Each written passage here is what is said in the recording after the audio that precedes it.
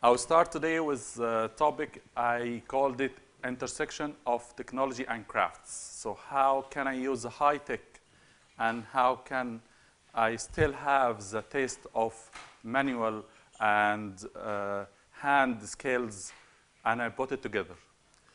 So first of all, I need to do something. I will break the rule, and I have a nice video talk about how you can program your mind and see beyond, because all what I have now, all what I will show, I'm here because this kind of videos, because I start motivate myself and I start see before I hold. If you can see it here, you can hold it here. So it's kind of train yourself to have a sort of vision. You can see and imagine, and then you can. So I have this video, I want to share it with you. So let's imagine for a few moments what our life would be like if we could access, let's say, 20% of our brain's capacity.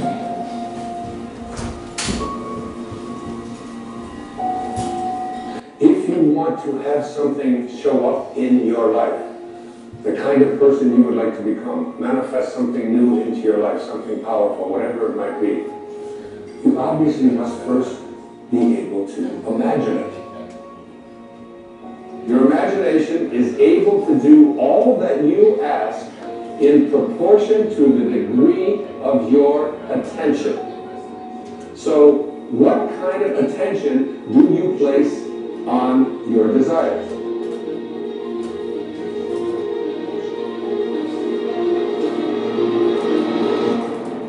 Einstein's most famous quote, one of his most famous observations, he said, imagination is more important than knowledge. Knowledge is limited. Imagination encircles the world.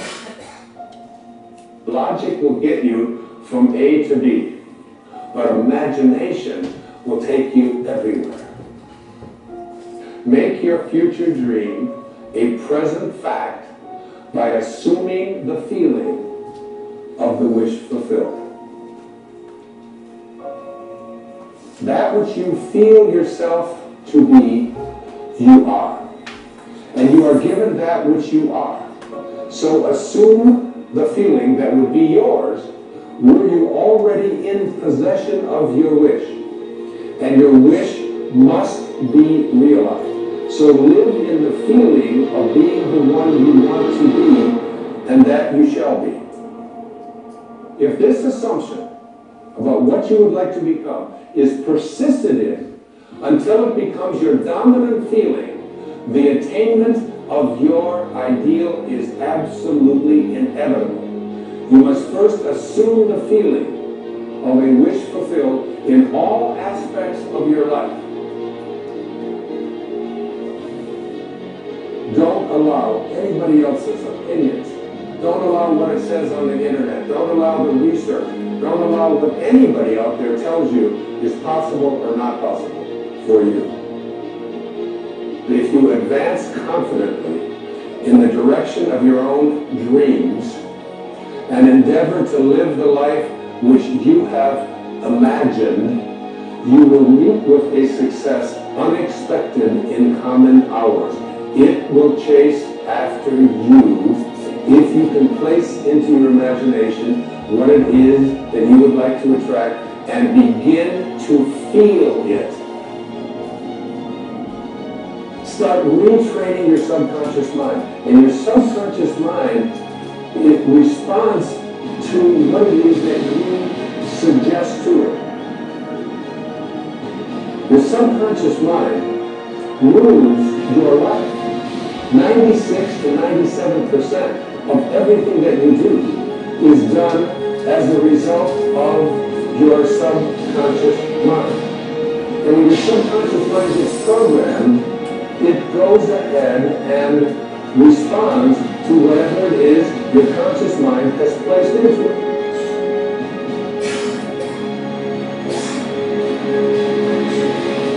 You are the creator. This is the mystery. This is the great secret known by the seers and prophets and mystics throughout the ages. This is the truth that you can never know intellectually.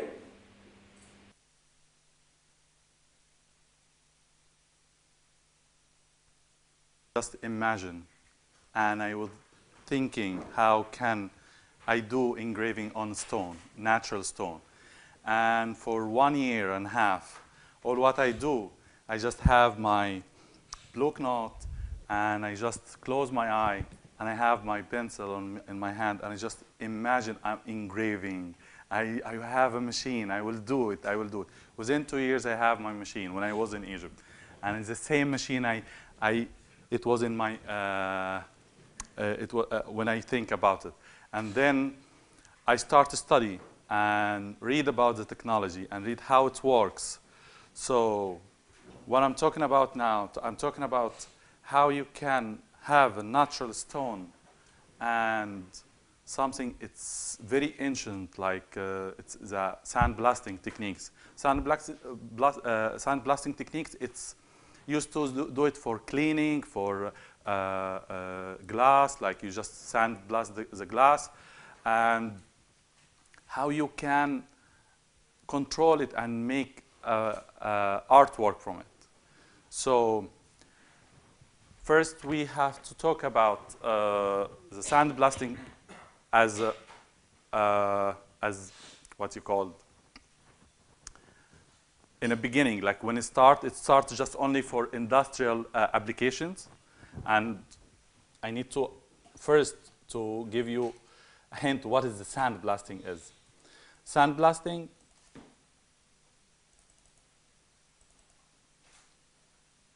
if we look here, its equipment work with this cabinet or this pot, and we have a sand inside, and we connect it with air. And with this air goes in, it's make sort of pressure on the here place, and once I release it, it comes out air and sand. So I have to have an air compressor, very powerful air compressor first, and then I connect it. I put sand here. It's not a natural sand. I have, we use aluminum oxide, or we have what you call silicon carbide. It's very sharp and very powerful. So when it goes here and it go out, it comes very powerful and can eat anything. So this is how it works. Air come from here and go inside, and sand inside, and it goes and it come out like this. So usually they use it for industrial, like this.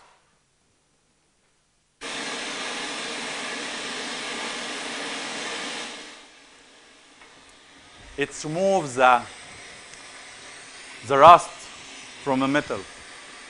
It eats.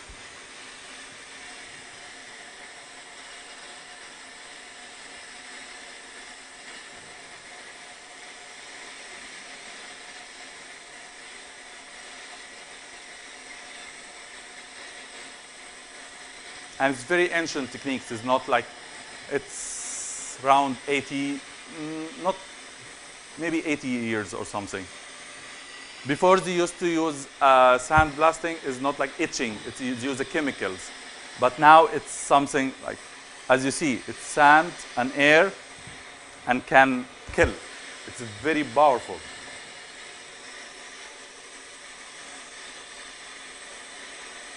Yeah, it eats layer of metal. If you have a rust, if you have the first layer, it eat. If you focus in one place, it start eat until it goes through. And stick. No, there is no stick. It's just it goes. It's like scratching. It just is scratching exactly. Yeah. So when I want to explain, like, okay. So if you have a surface here, this surface, when sand comes,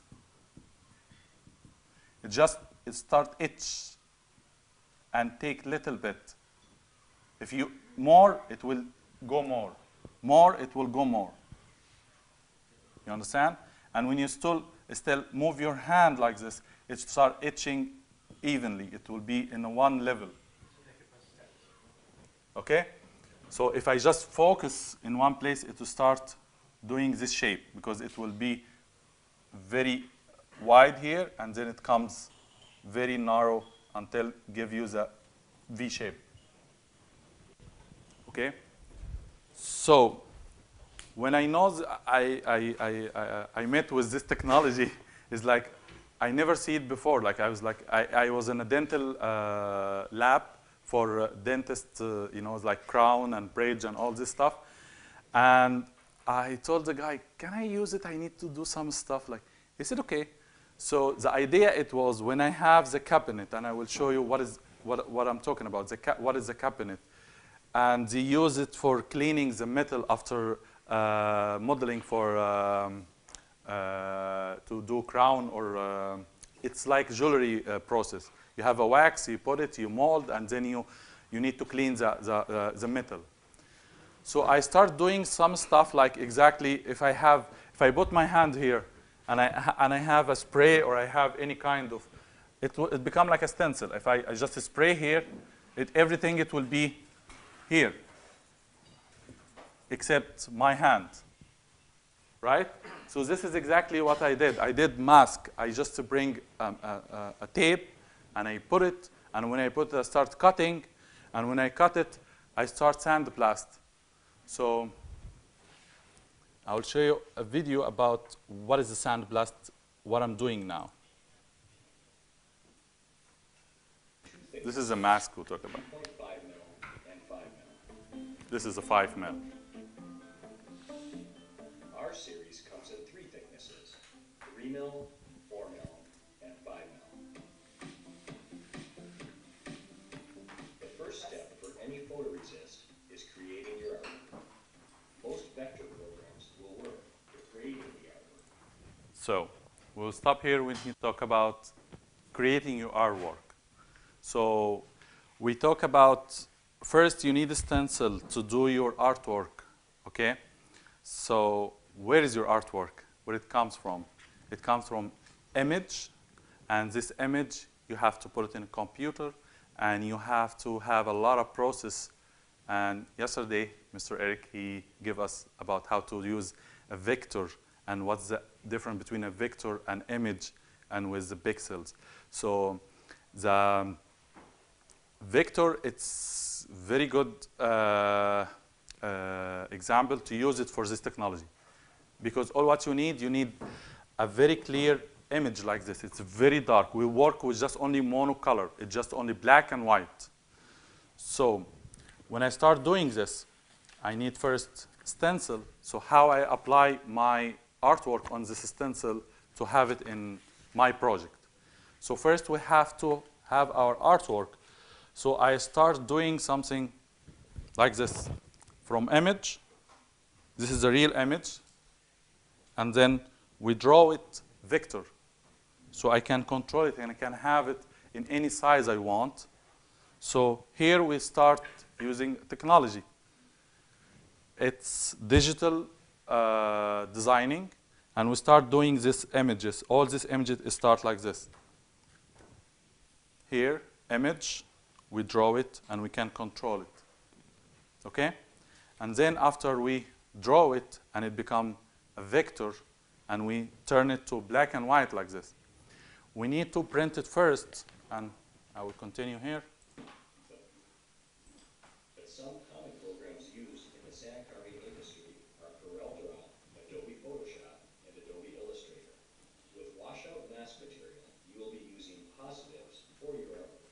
The artwork is one of the most important parts of the process. The higher the quality or density, the easier the rest of the process. Here he talk about this film, it's washing film. Okay. Inkjet film, I'll show you, and I need to pass by.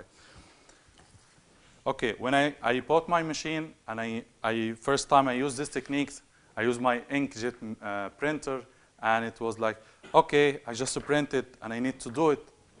Nothing, it's bad. It's very bad. What's going on? I called the company and said, no, you have to have this certain type of printer to have very dark and black. It's very solid. Can't allow the light goes in. And we will know why we need to be very dark and plug the light. So if we look here, this is my tries. We can pass it. Like, you can have it and just pass it. And we can, it is the same. We can have from here. When I start to print here, and if you look to light, I can see I'm talking about black. So when I fix my problem here, it becomes very dark. So you can have the light one, this is bad, the good one, and we will know why we need the very dark like this.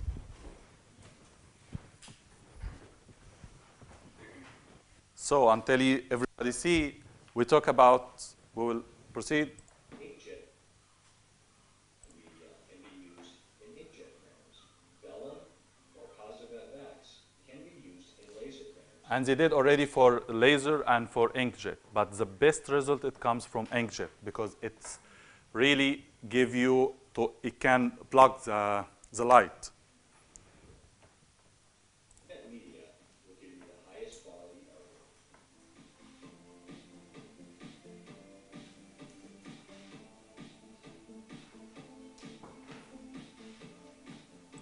Stop here.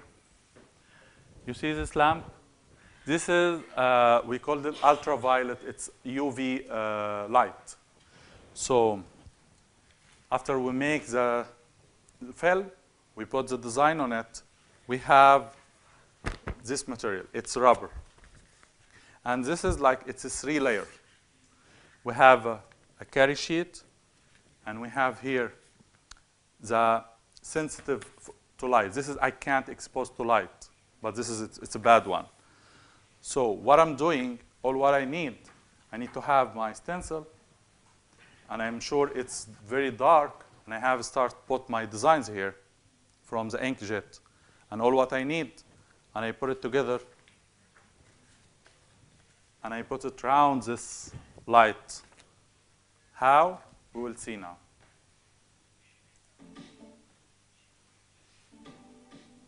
The shiny side of the mask will be placed against the black mat, so the dull side will be facing up. The printed side of the artwork will be placed against the dull side of the mask. This is called emulsion to emulsion. The electrolyte is the most common exposure unit used by customers. But larger professional exposure units, And this is a big one. You can use it. production runs. Exposure times will vary depending on the mask thickness and the age of the bulb. 3 mil to 4 mil mask can be exposed at approximately 25 to 40 seconds. 5 mil mask can be exposed at approximately 45 to 60 seconds. Just only less than a minute, you can have a ready-made mask. But how we can do it, we'll see now. After the mask has been exposed, it is time to develop with water. When developing the mask material, you can manually develop with a flat spray trigger jet. You can use a pressure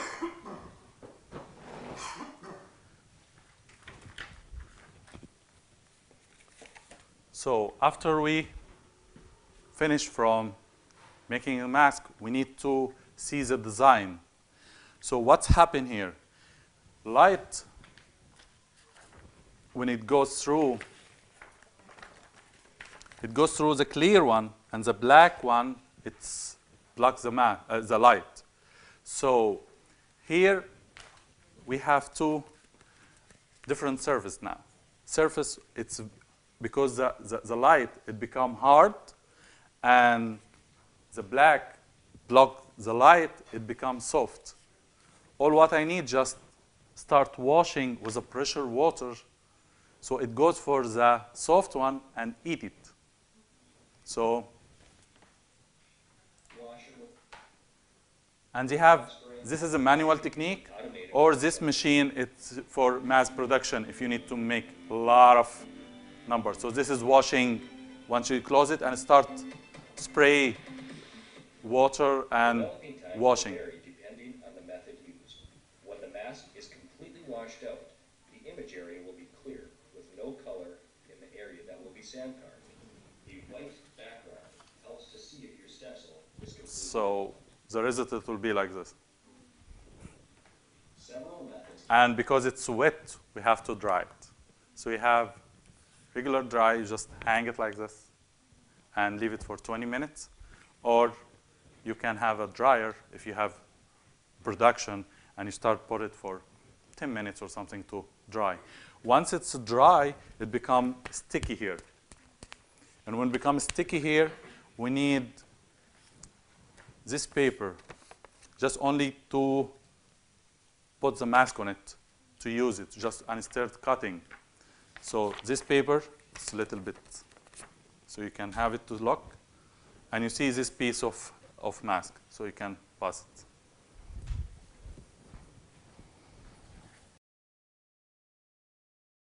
Before this, it was full hand cutting. Yes, it was like the negative and that, and then screen printing, and again remove. No, this is the same technology of screen, silk screen, but for a rubber, it can resist. Oh, thank you. Okay? So we have here extra, so you can see.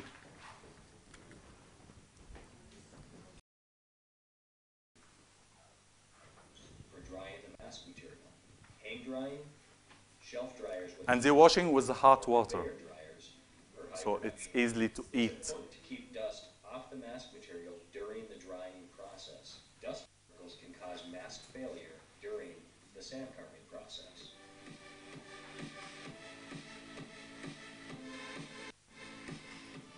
When the mask material is dry, you can apply the mask directly to your substrate, or you can apply the stencils to silicon-treated release paper.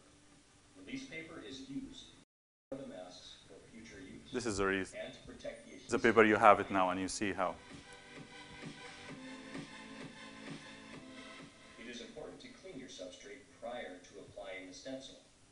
This So now we will help apply. remove any oils or residue and give more success during the sand carving process. Apply the mask sticky side down against your substrate. Self-adhesive mask material is pressure sensitive, so a squeegee can be used to apply pressure to the mask for adhesion to the substrate. When the mask is applied, the carrier is removed. A piece of tape can be used to help remove the carrier from the stencil. Once the carrier is removed, it is important to eliminate any trapped air bubbles in the mask. A wire wheel is a handy tool that will help relieve unwanted air in the mask. Masking tape is used to cover or protect any open areas from getting sandblasted. So as you see here, once we apply the mask and we put it whatever, stone, glass, anything, just name it, we start going for the dusty process. It's supposed to be dusty, but they make a nice machine now. It's very clean. You can use it in your room without any dust.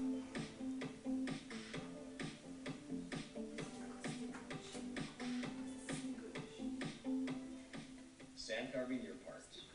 This is a machine.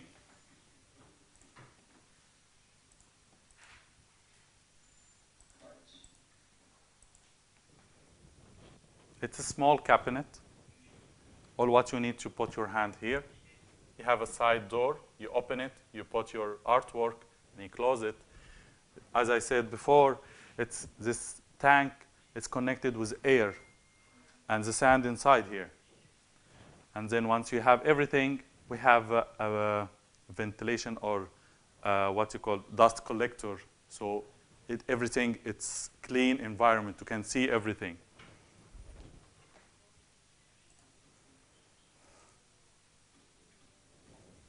Turn your sandblaster on. Adjust your sandblast pressure. Load your part into the sand carving machine.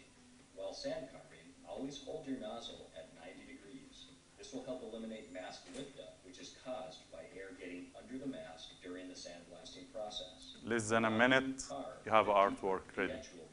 Thicker mask material will allow for deeper sand carving. When you have completed sandblasting your substrate, you can use your air blow-off gun to remove grit particles from the substrate. To remove the mask material, you can dry peel the mask. This is for mass production. You can use water to speed up the removal process. Some large production facilities use use industrial dishwashers to speed up the mask removal and clean the substrates in the process.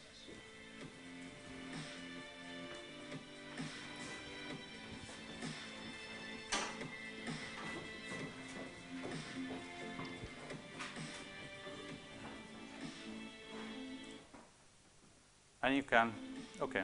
Several methods can be used for paintball. One method is spraying the substrate while leaving Before you remove the mask.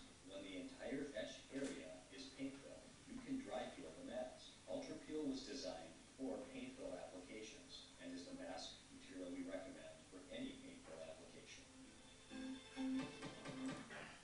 So this process, as you see, it's a lot, right? And you don't have to be an artist and you have a very sensitive hand to cut or anything. I start this business when I'm using my hand, cutting. If I have a design like this, I cut everything I want to engrave. And then I engrave and I spray or I paint, it depends on, and I clean. So now my turn to see my video.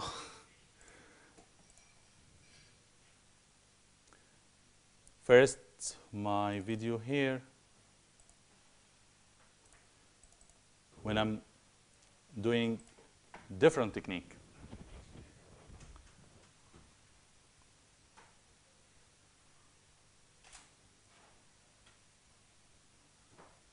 Here, when I talk about intersection of technology and crafts, when can I use a very high tech, and I use it's just only for one process, and then one of the process, and then everything is manual. So you have the test between the high tech, and you still have the test of handmade and the. Here, when I was cutting, it looks like it's ready made. The stencil is cut. So when I look to this, okay, this technology and this technique, I did it already. But after I finish, I have my artwork, and I have my ceramic tile, and I want to put it in the middle. It's very hard to locate it. It's very hard to position, and you put it in the middle. So it's like I start thinking what I can use to make it very accurate, and it's in the middle, or I need to make a pattern. I need to be connected. So I start thinking, and then the time, I know I'm jumping, but it will like everything, it will connect it now. So I start using a laser machine. So I bring a mask, like a paper mask, like what you have here, the mask tape here. And I start cover my artwork. And in a laser machine, I can locate where I can cut. I just only cut the outline of the artwork. And I decide, I need to engrave here, I will peel this piece. I need to protect here, keep it, I will keep it, okay? So I did the same result of this complicated. So there you have this. And I have a visit from the company, and they came to my studio, and they saw what I'm doing, and they told me, one of them, he told me, I'm working for 12 years, and this is the first time we see what you are doing here. It's out of our world. Only what we know, it's just only these techniques. And even when they use a laser, they create a new mask for a laser. And it's also the same technology. The same, but instead of doing all this process of washing and light and all this stuff, just I put it in my project, and I put it in a laser machine, and I have to do it in a certain way. It takes a long time. So the result of all this, you saw here all this design, like this one. So this one, it become this one. So I tried with this. But my issue, it was how I can locate it and it become even. What if I want to make it for the whole, and I need to make it connected to use it for tiling and to covering. It's very difficult when you use it manually. So this part, I need to skip this part. I use the technology, and then I come up to my manual techniques. This is a ceramics? This is a porcelain. Okay. So that's why I made this to show you how it works. So we have the tile, and apply the mask. I use their technology. They gave me this, and I said, okay, I will try it. And I use a laser here, and then I use engraving, and I have the result. And when I use a laser directly to the tile, I have this etching. It's just only, so the laser can't do what I'm doing when I merge between the sandblasting and laser. So you can see the difference here. So you have something else from here? So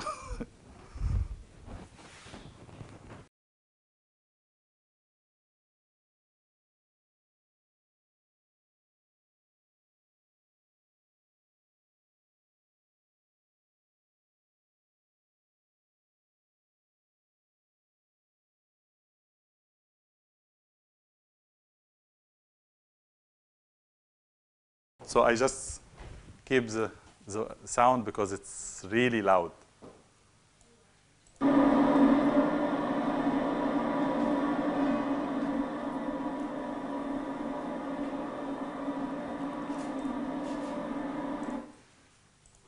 So what we see here, this piece,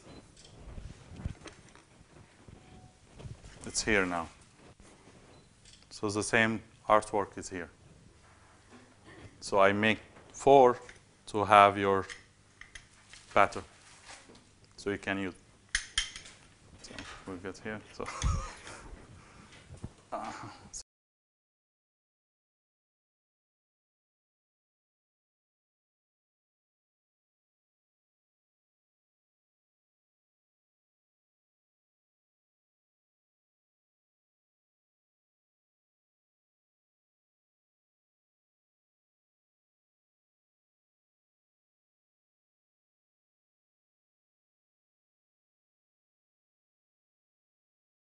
and second, it's very expensive. What? This technology is expensive. This is software and the machine is expensive. No, I'm not talking about machine. Machine is just only, it's just one time. But I'm talking about the running cost for the tile. This is, it's like, for one sheet, it starts from $10. So when you have like this one, this did $10. It was $10. So when you, and here, like I did this mask, and it was bad, you know? So I lose money here. But with the other technology, with the other techniques, I use it. So later we will talk about laser and how I merge between them, how I merge between the two techniques together. Laser. Laser, it's, everybody, I believe, like, know what's laser. Okay, so they usually use it for promotional materials and sometimes industrial, and they have a very powerful machines now. What I work with is just only, we have the measurement with the watt, how many watts you use it for the laser. So what I have, it's very powerful. It's just only 30 watt. What they use it in industrial, it's up to 4K watt. I just only have a small one. And it depends on the power and how you can use it. So when I start using a laser, I have to understand what is the laser. The laser itself, I will show you. I contact the company, and they have some videos, nice video about what is the laser. But this is not the same brand I work with. A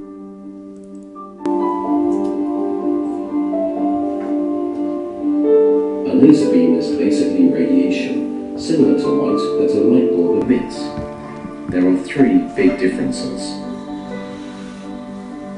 The light bulb emits several wavelengths, but the laser has only one wavelength, meaning it is monochromatic.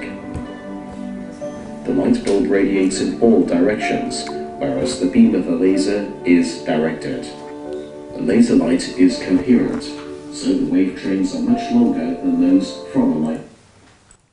So here, when he talk about, we know all this story when we were kids. Okay, so we have to move our hand when we have this lens, and we have to move our hand ups and down to have the focal point, right? To start burn, to start. So this is exactly the laser. But here, when he did this, he used here a lens to make the light, it's very powerful, okay? So we have to have this, the light when it comes like this. And it goes for the lens, and it becomes straight, and then it comes again. So here, this is the focal point. I use it to burn. So in a machine, laser machine, I have to measure the height, the distance between the lens and the project. If it's wood, whatever, any kind, I have a tool to measure the distance here. So if this lens, we give a number like 2, it means it's 2 inch. So I have to have 2 inch space to have the focal point. I have a powerful light here. If it's here, no, it will become still weak. If it's here, it become very weak because it's already start going. So we have to have it measured exactly. So this is a point. And the laser, how it works? It works with pulses. Pulse. So how many pulses per second? Sometimes it starts up to 1,000 pulses per second. So, and it eats. I'll show you now. But what does laser mean anyway? Laser is an acronym for Light Amplification by Stimulated Emission of Radiation. Sounds complicated at first, but actually it is not. A laser consists of a laser medium, for example, a gas, an energy source, pump, and 2 mirrors, one of which is partially transmissive. The laser medium consists of particles that are in their basic state. The pump feeds energy into the particles, and they rise to a higher energy level. If any of these particles then falls back into their basic state, energy is released in the form of a photon, also called light quantum. If this photon then hits another excited particle, then it's forced back into the basic state, releasing another photon. This is referred to as stimulated emission. If these photons hit other excited particles, then further photons are released, and so on. A sort of photon avalanche is triggered. Energy is repeatedly pumped into the laser medium, stimulating the particles, so that they can release more photons. The mirrors reflect the photons, thereby increasing the number of photons further and further. A directional beam is formed. This beam can leave the laser through the partially transmissive mirror and is directed onto the material, where it engraves, marks, or cuts the desired motif. So with a laser, you can mark, engrave, and cut. So mark, you have the stone, it was somewhere. No, this is not a laser. Laser can't do this. You have this one, look here, you have it beside you. This is a laser. So you can see the difference now. So this is a laser, and this is sandblasting. So you can see the difference here.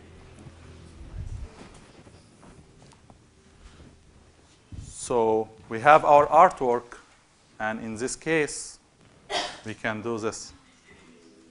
It's a paper, and we can cut paper by laser.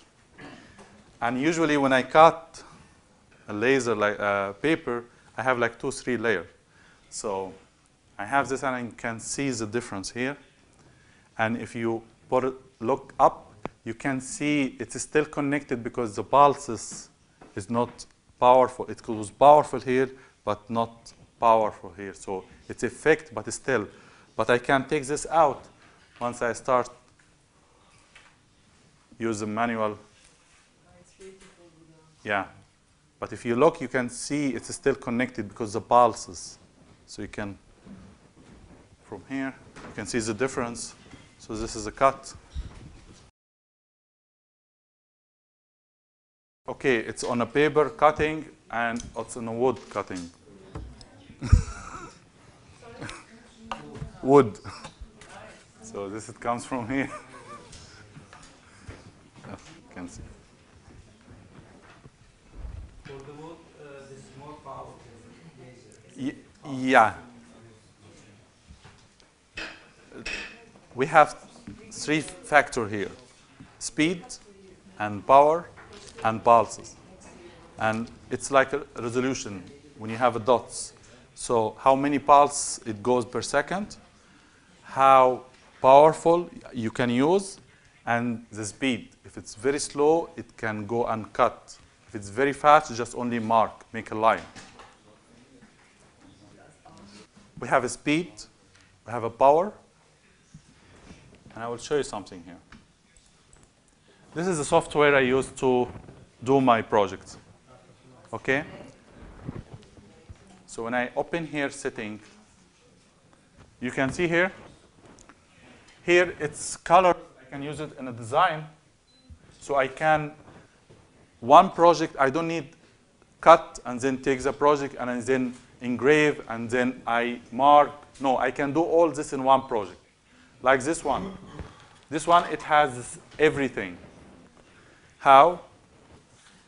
I have cut, I have mark, engrave, sorry, and I have a line around, it's just only mark. So I have 3, what do you call it? The 3 major activity of process of the laser.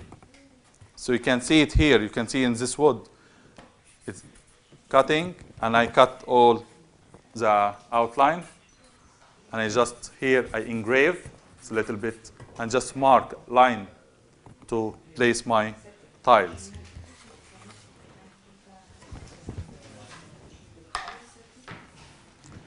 So here in my software, I can have the same project with different colors. So when I send the project, I put the project and I place it and I measure the height in the machine and I just keep it running. So it starts, and this is how it starts. Like, okay, black, it will raster. It means engrave. Here, red vector, it means just only, and it depends on the speed. I can control here the power and the speed. If the speed is very low, it means it's not marked. Vector here, it means it's just only line. It goes or for outline for the project. So if I give it very high speed, it's just only mark. If I give very low speed and very powerful, it will be cut. It just go and cut. It depends on the material and thickness, and this is calculation, you have it. And this software, they have inside like database for, I don't know, they said like 10,000 setting or something. I don't know. Yeah, it's ready made, but by experience, I use this like, okay? So here how I can start doing my, and I show you now, how I do this. First, I have my artboard here. I set this. It's the same exactly like the workspace of the machine. So if I locate it anywhere, it means it will be in the same position in the machine. Okay. So I start. Okay, I have my project, I send it here. You see, if it's very light, it looks like very light, right? Because the laser, it goes for something it called hairline. If it's bold, it will not recognize like it's vector. I can work with it as a marker. I can use it as a raster to engrave, but not to cut. So in this case, if you look up here, I give it, it's very small, and this is equal the hairline. So when I send this design to the machine, it understands now I can cut or I can just only make an outline. So if I have any project like the one you saw it now, I will show you. All what I need, just put it like this, like this. So this project here, this is the one it was in your hand. One.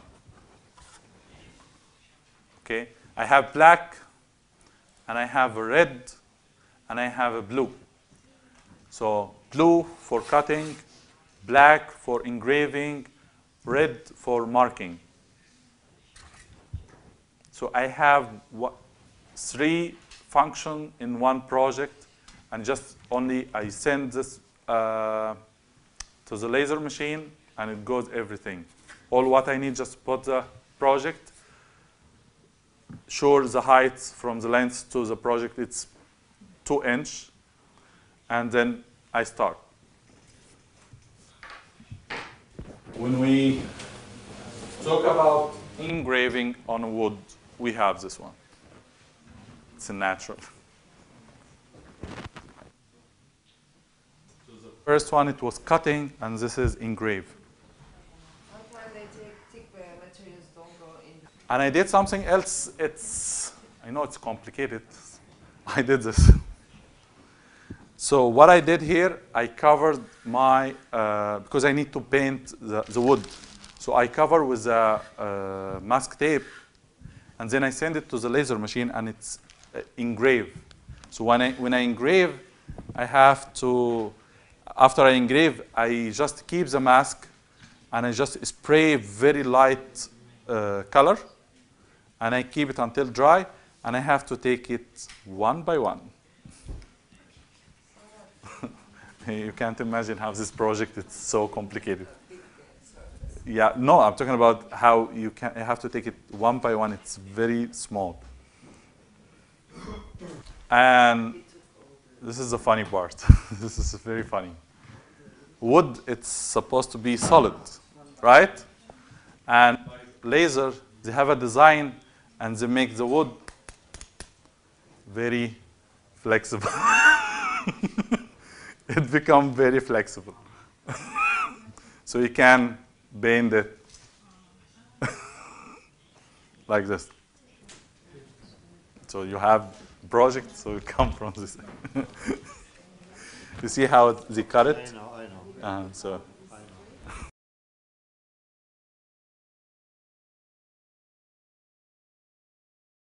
So back to sandblasting, because I missed something.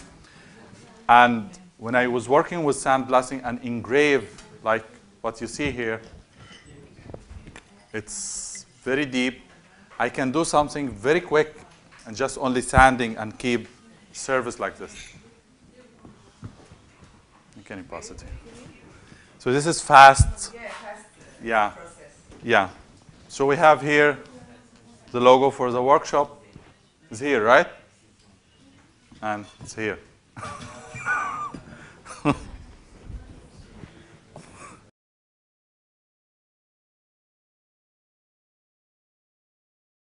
Here from Al-Hamra.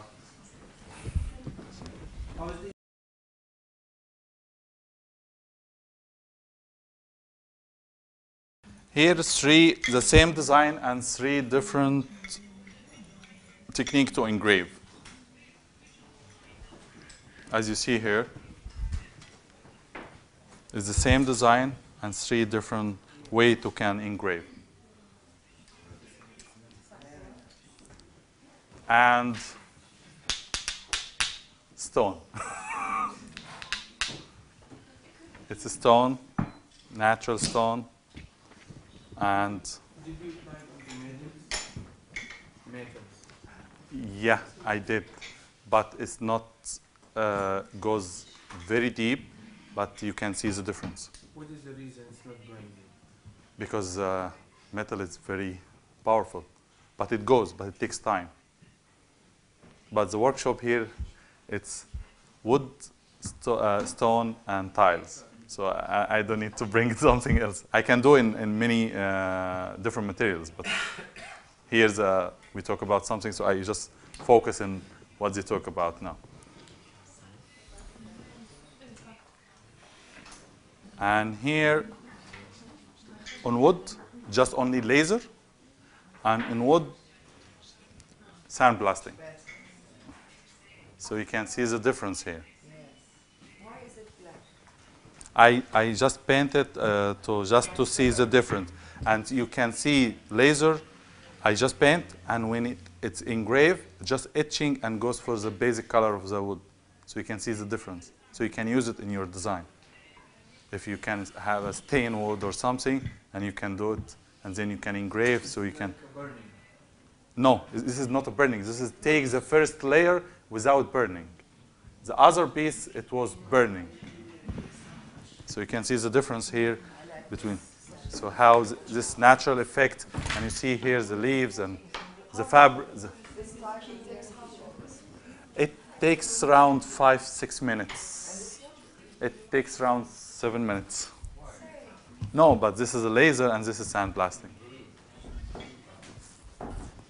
And we have this design here. It's on a paper. And the same design, it becomes here. That's small. So it becomes here. It's piece of the same. You can see it here.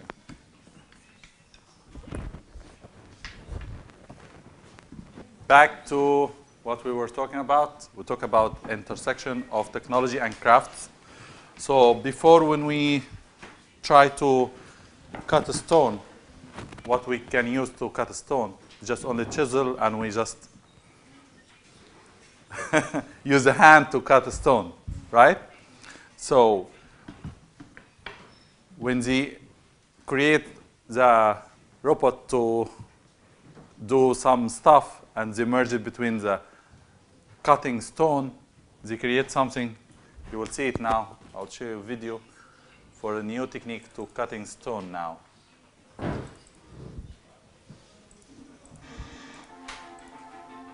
It's a diamond,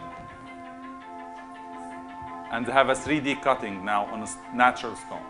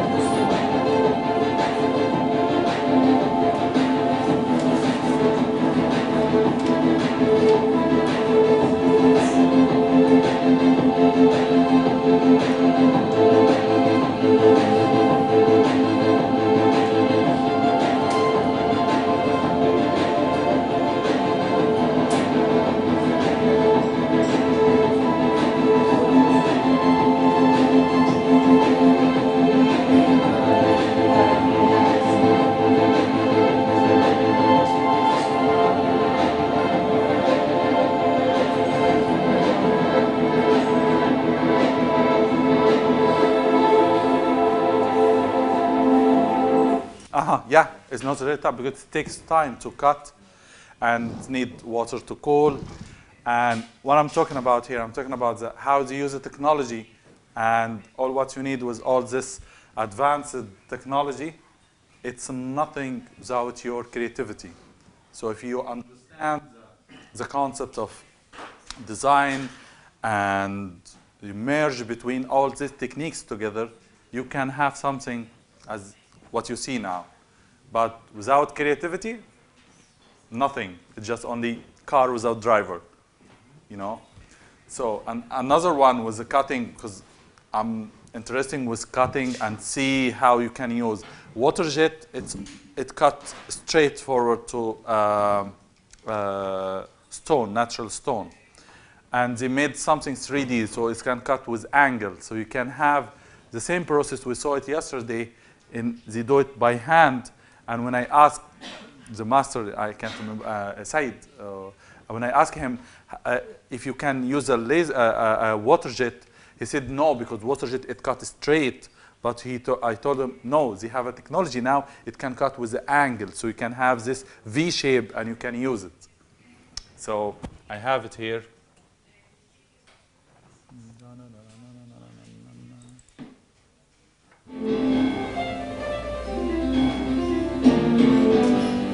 It can cut not straight, it can also by angle.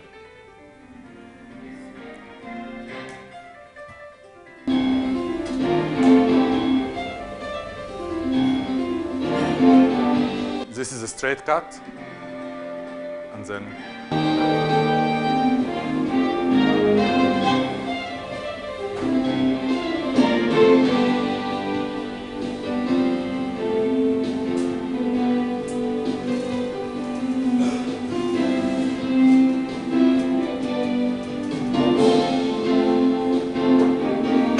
up to now, it is the process, it's the real time.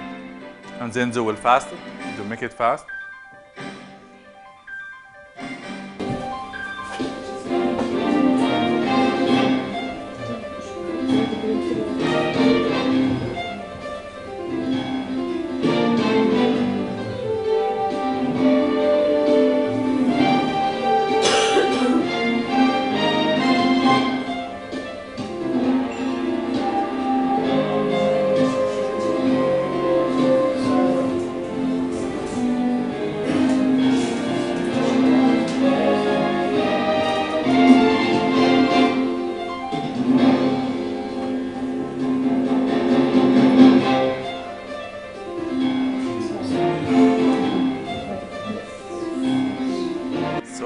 We can use the technology, we can speed up the process of any kind of technique. So when we merge between Moroccan style, Iranian style, and we can cut stones with different colors, and we can have the same process.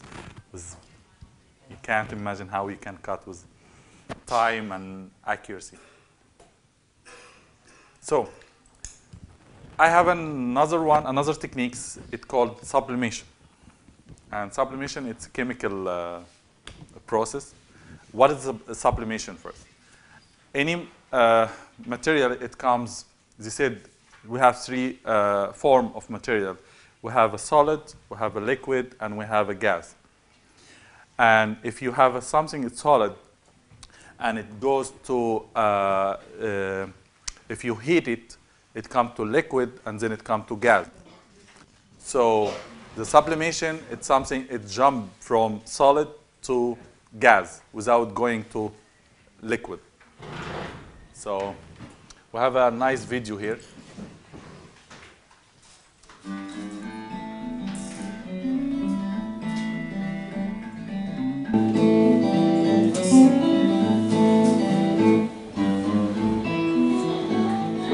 Hello, I'm Bruce Yankee, and today I'm going to take a look at the sublimation of iodine.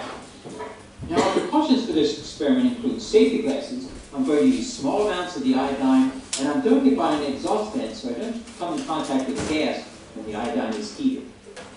I want to start by taking a look at some iodine crystals. I'll put some on the paper here, and as you can see, they're very small. They have a metallic look to them, but they're definitely a non-metal. Now, as the iodine sits, it actually evaporates. And if we look at the paper, it's actually stained brown.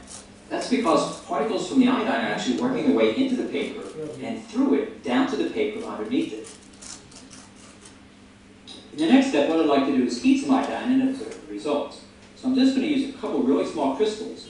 We're going to put them in this test tube, and then we're going to put it over a low flame.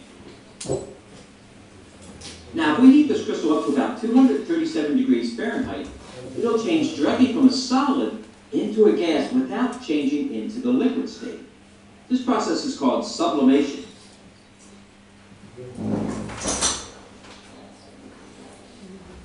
Now, when the iodine gas starts to cool, it'll change directly back from a gas into a solid again. When it drops below 237 degrees, it'll start to recrystallize. So, if we take a look at this purple gas and I start pouring it out, you'll notice that it changes from purple to a gray.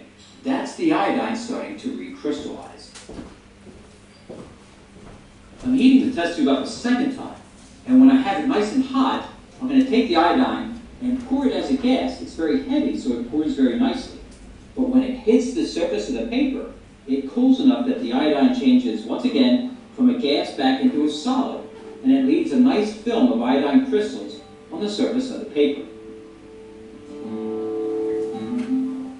Now we can see that change one last time. If I keep the flame moving, I can get the iodine hot enough so that it changes back from a solid to a gas again, but hopefully not hot enough so that the paper catches on fire. So why I show this?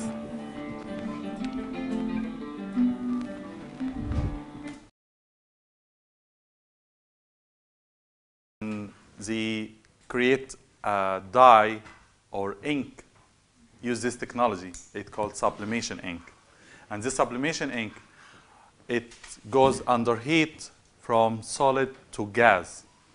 So they create this ink with a water base, and they have a holder or paper holder just only to keep this image or the ink. So they use the technology of ink printing, inkjet printing, and they use this dye, and they have a paper, and this paper, it's pre-coated just only to hold the ink, and then when you put this ink on heat, it transfers to other surface, like when you see here, the gas, it become colorful.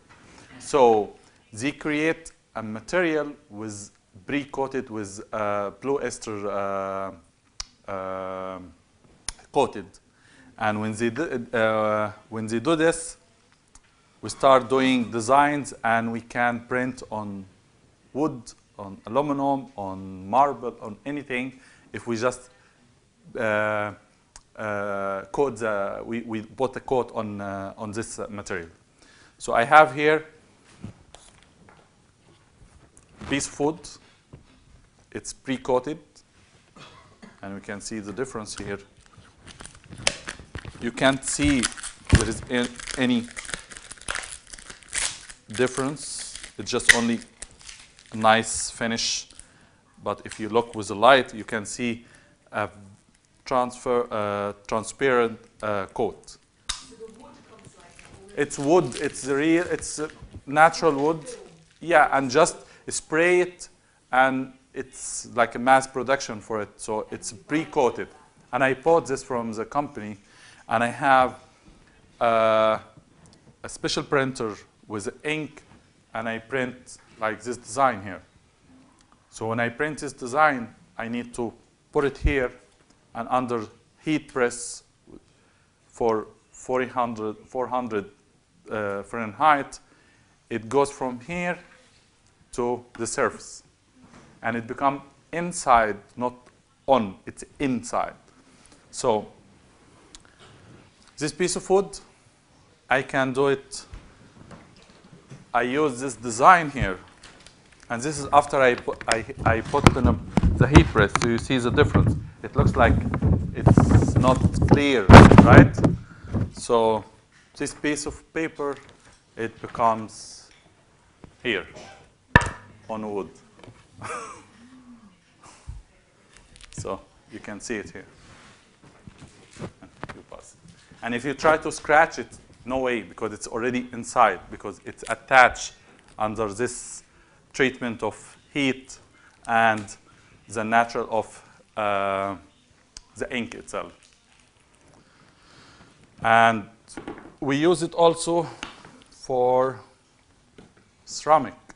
Ceramic, it takes around 8 up to 9, like 8 minutes to cook, and we have on ceramic tile. Can you wash this?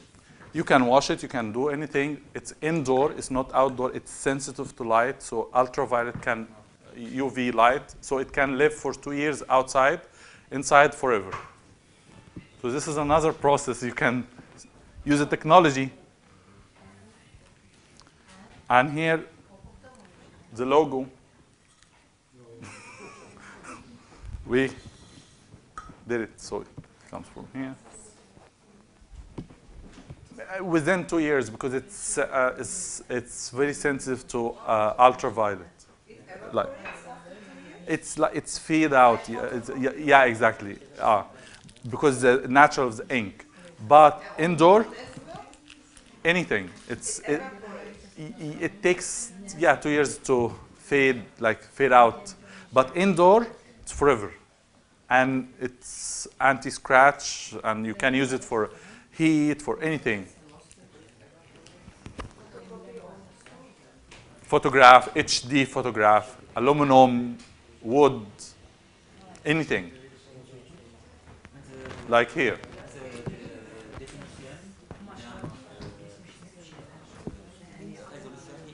Yeah, resolution, it's HD. You can go to HD. It depends on the technology of printer you use, and the paper, and the ink, it's, and here, you see, this is, it's called HB, it's hardboard, and pre-coated, and you can print on it.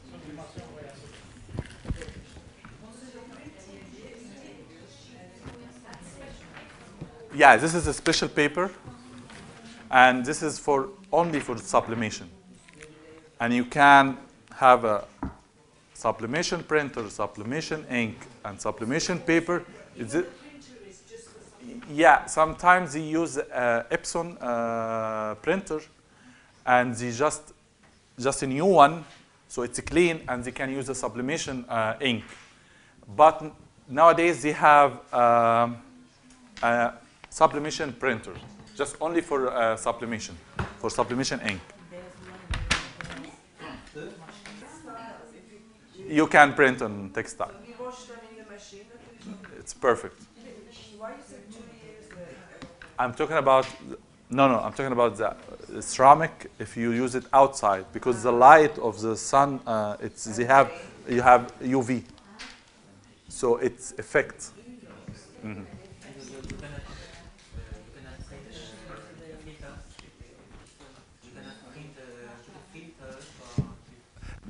But it will resist for more, because I search about the code for UV light, but still, like, you can't trust because it's still young. This technology, it's like 20 years or something now, but for last 5 years they use it a lot now.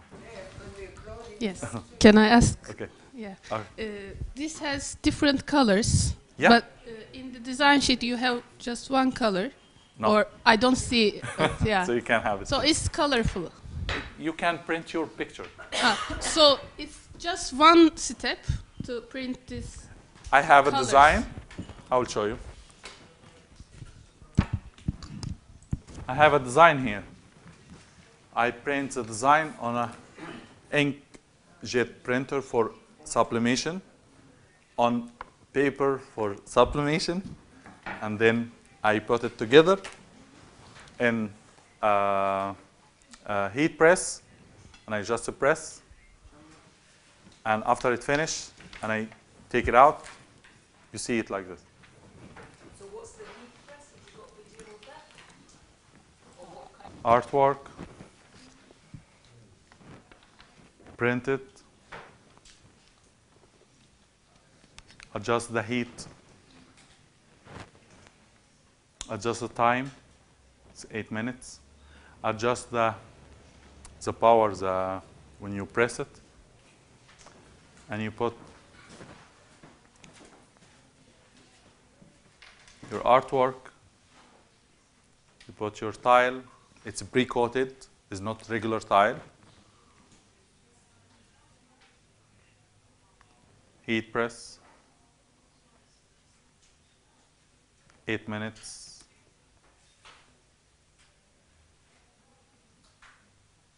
You have it. So you can use it for wood. And I did my research about the coat, and it's a lot of process. But if I bring the coat, I can have this piece of wood, natural piece of wood, and just only spray it. And when I spray it, I have to leave it to dry for 4 hours, and then I cook it on a stove for a little bit, like even for like 20 minutes or something. So the coat, it's already cooked and it's already on the material, so I can do all the process now.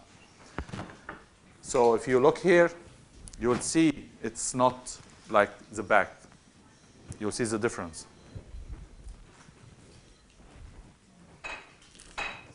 And in the back is the natural, so you see the difference now. Okay. Can you see now? It's the same image, right? Hello? Hello? Nobody, right or wrong? Is the same image? Almost, okay. Okay, almost. Because the left one has a margin. Yeah, I know what I'm talking about. So what's the difference here? The difference here, it's just only, Merrick, when we talked yesterday, when he talked about his techniques and how he used, and this is the difference. Here it's just only image. I can't control anything. It's just only one image, as you see. But the difference here, when I look, you see all these dots, how it's, here there is no dots. Here there is a lot of dots here. You can see the line. So here I can control everything. And here I can use it for any type of technology. I use it now. I use it for cutting. I can use it for a laser. I can use it for printing. So the difference here, to understand this vector and image. And here I can change the color easily. In this one, I can't. This one, I need to use the Photoshop or something. Here, in Illustrator or something, I can change the color for any, in the pattern here, any area I can change the color separately. And the difference here, when I make it bigger, you start see how it become pixels. And this is affecting, if you use it, laser can't understand what this, it's image. Laser can't understand. But here, the other one, I can go more. And wherever I go, it's still clean. So I have to understand the difference, and how can I do it? So the point here is, like, if you want to know and use the technology, you have to understand the digital design and how to build your pattern and your design first to make it short for any kind of process. This is especially for you because